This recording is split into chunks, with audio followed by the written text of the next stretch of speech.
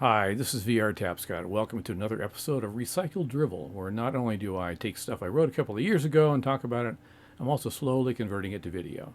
I consider this pretty much the ultimate upcycle. All rights reserved, copyright 2025 by VR Tapscott. Podcast number 18, Don't Step on a Bee, written July 9th, 2022. So today is Don't Step on a Bee Day.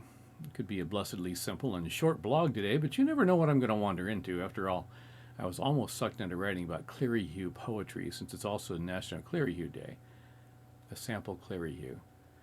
Jane Bond is one of my favorite books, so no matter if I got through life getting funny looks, she'll always be on my library shelves. Did I mention they're kept neat by elves? Yeah, I know, not much of a poem, but I never did aspire to poetry and song. Back to bees. Now, in some ways, the point, I know I wrote that in there. Now, in some ways, the point of the day is to remind people not to get stung, but really, mostly it's to point out the plight of the ubiquitous honeybee. You just see them all the time, little industrious workers buzzing around your flowers, even your weeds, gathering nectar to make honey, which is basically bee spit. You can thank me later for pointing that out. Most importantly, bees pollinate the flowers they land on, and wandering around the plant's flower, they pick up pollen in the hairs in their legs and their body, and then they move on to the next plant to get the pollen along, and unless each plant along the bee's path gets some pollen from other flowers and provides some pollen to other flowers. And the plant is pollinated in this way to start the process along to making fruit. Yes, it's plant sex. Sounds kind of impersonal, though. I suppose they don't have plant chat rooms, or maybe they do for the purely social aspect of it.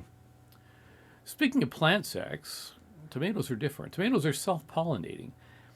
They have the ability to make and receive pollen in the same plant and the same flower. Apparently wind, vibration, bees, or even people hand-pollinating work just fine for tomatoes. I'll leave you with the visual on that document I read. It mentioned that a toothbrush works well to vibrate the flower and release the pollen. You can't make stuff up like this, I tell you. Anyway, back to bees.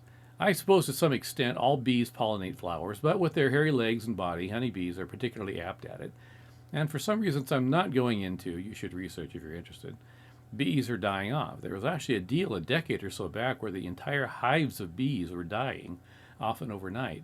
This has apparently stopped, and scientists still don't have a good handle on what was happening or why. Personally, I think it was alien honey dealers worried about competition, but that's another story. Maybe literally. Coincidentally, a few weeks back, I ran across an article on dandelions and how beneficial they actually are for bees. After reading the article, I nearly came to the point of going around neighbors' yards and harvesting dandelions to plant in my yard. Yes, I'm lying, but it was a great article. See, they're up before most other plants and providing food for the bees long before the other plants are out and about. Since the bees seem to be basically starving to death, dandelions in your yard could be a real lifesaver. It goes against the grain, but I'm keeping my dandelions from now on. Anyhow, this is running a bit too long, and I have to post it late. Y'all be well, and I'll see you next week, and we'll talk about lost religions.